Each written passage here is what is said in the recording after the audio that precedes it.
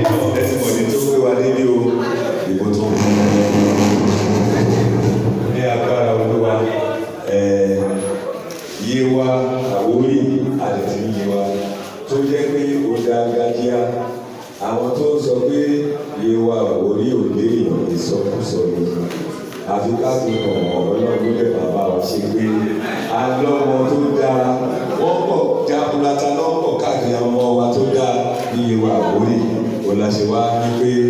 kí barista Biyi Otegbeye wípé gbogbo wa ká gbárùkù sí